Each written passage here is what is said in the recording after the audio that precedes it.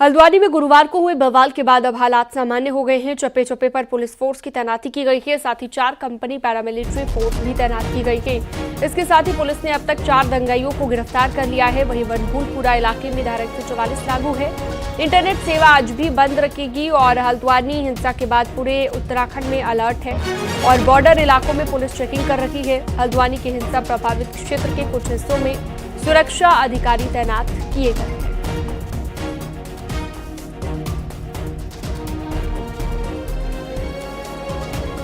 तो हल्द्वानी की ये जानकारी, वीरवार को जो हंगामा हुआ, वीरवार को इंटरनेट हालांकि अभी तक बंद है, बाजार अभी तक बंद है, स्कूल अभी तक बंद हैं, तो ये कहा जा सकता है कि 1-2 दिन में सारी चीज़ों को ठीक किया जा सकता है। और जो प्रशासन है उसने भी ये कहा है कि जिन लोगों ने इस इलाके में आगजनी की थी, पेट्रोल बम डाले गए थे या फिर जो हिंसा भड़काई थी, उन पर कार्रवाई की जा रही है, FIR दर्ज कर दी गई है। इसके अलावा जो कार्रवाई हैं वो की जा रही हैं। लेकिन खास बात यह है कि जिन घरों से पत्थर चले हैं उनको लेके भी सरकार ने ये कहा है कि उन पर कार्रवाई होगी, उन घरों पर कार्रवाई होगी। वीरेंद्र बिष्ट, न्यूज़ 18, बनभूल। तो चप्पे चप्पे पर पुलिस फोर्स तैनात कर दी गई है। हल्द्वानी में अब हालात सामान्य बताए जा रहे हैं। 7 मजिस्ट्रेट भी तैनात कर दिए गए हैं। कल से ही पुलिस लगातार यहां पर डटी रही, लगातार सुरक्षा के लिहाज से बेहद कड़े इंतजाम दिखाई दिए। सबसे बड़ी बात, कर्फ्यू लगा दिया गया, लोगों को बाहर निकलने पर मनाही थी। देख सकते हो काफी चहल पहल यहाँ पर रहती थी। व्यापारिक एक बड़ा केंद्र है हल्द्वानी, क्योंकि जो पहाड़, चाहे वो बागेश्वर हो या अल्मोड़ा हो या फिर पिथौरागढ़ हो, यहाँ से बहुत सामान जो है उन इलाकों में जाता है।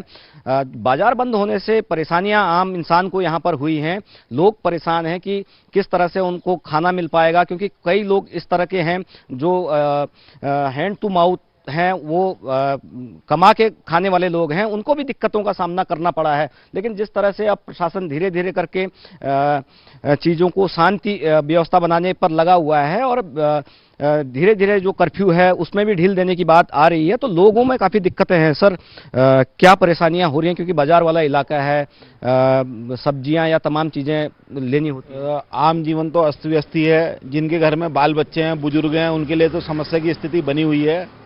परंतु इन सब चीज़ों से शासन प्रशासन को भी अपना एक गंभीरता से इसमें चिंता करते हुए, मंथन करते हुए विचार करने की जरूरत है, क्योंकि इससे कहीं ना कहीं एक संदेश ये भी जाता है, जो बाहरी लोग गलत तरीके से यहाँ पे बैठ गए हैं, वो कहीं ना कहीं देवभूमि जैसे शांत राज्य को भी अब खराब करने पे तुले हुए हैं, जो एक बहुत गंभीर विषय है। हल्द्वानी का जो बाजार है पूरा, वो पहाड़ की सप्लाई भी करता है, स्थानीय स्तर पे तो करता ही है। कितना बड़ा ये व्यापारिक केंद्र है और किस तरह की चीजें यहाँ से हुई है?